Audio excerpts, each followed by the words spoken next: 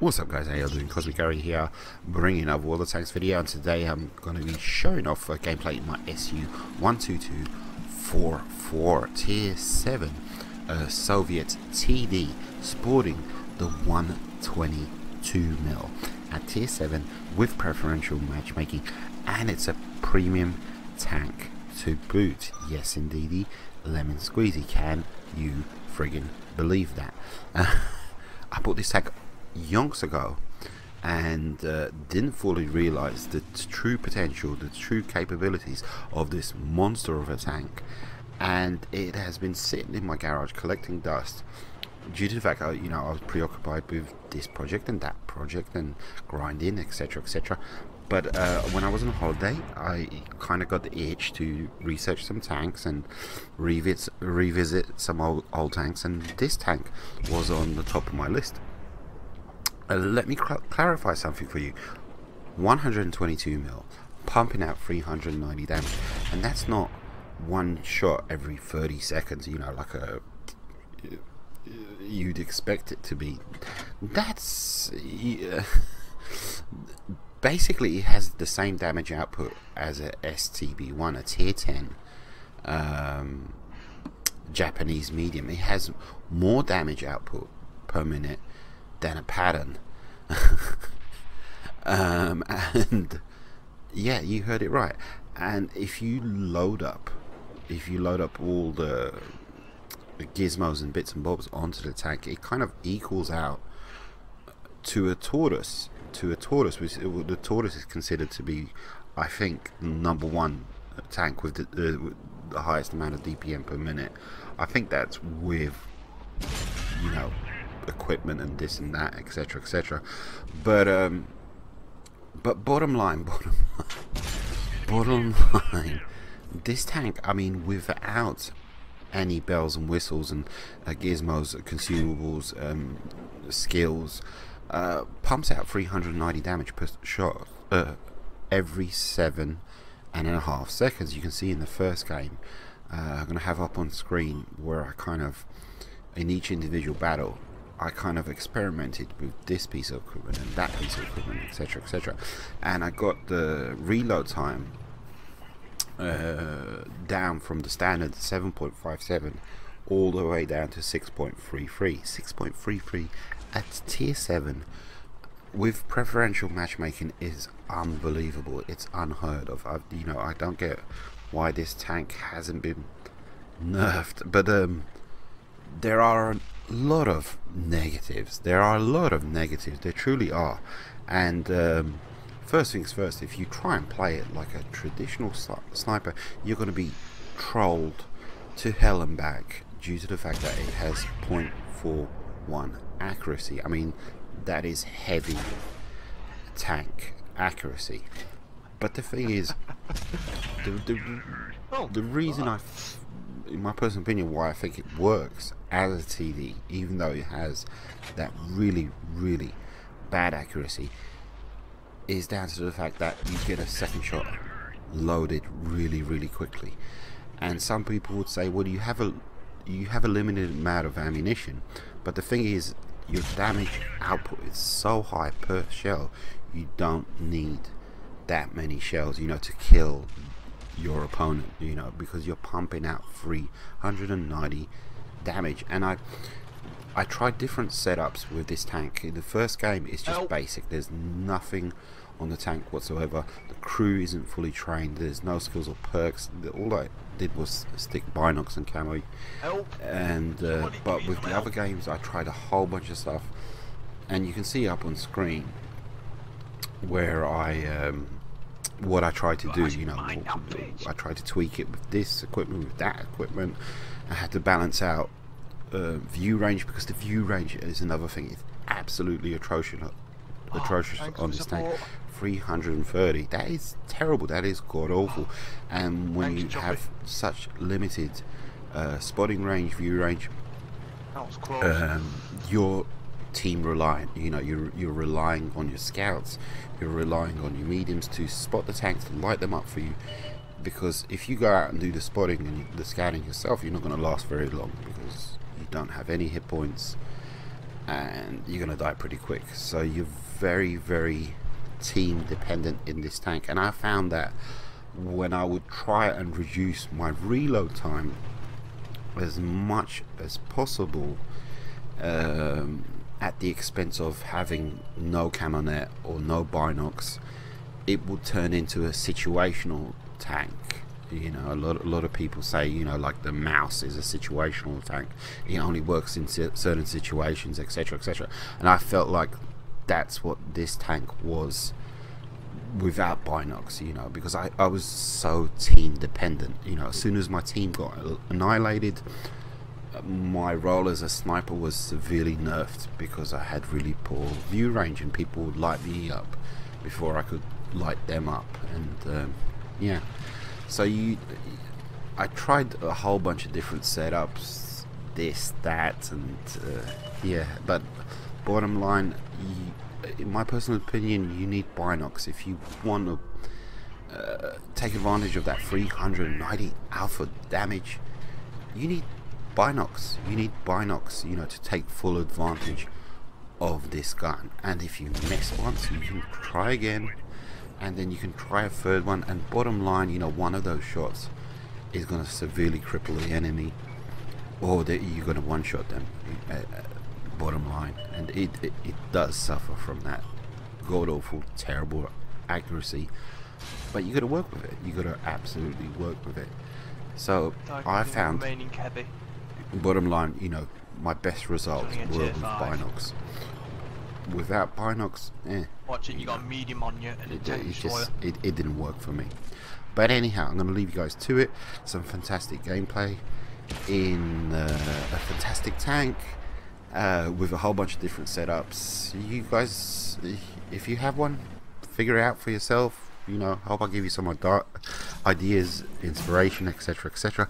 Take it easy. Let me know what you think in the comments. What's your setup and all that good stuff. Take it easy, guys. Adios, muchachos.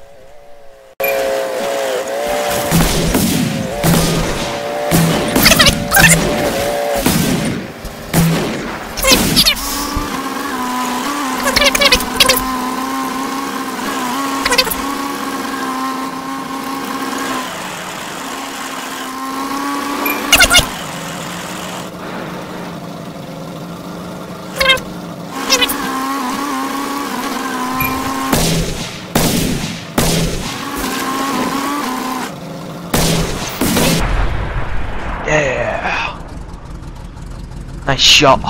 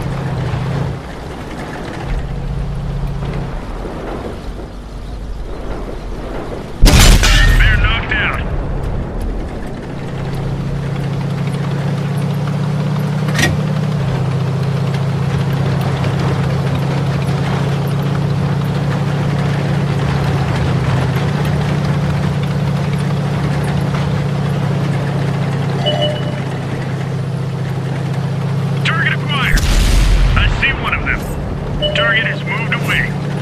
Gotcha! Target lost.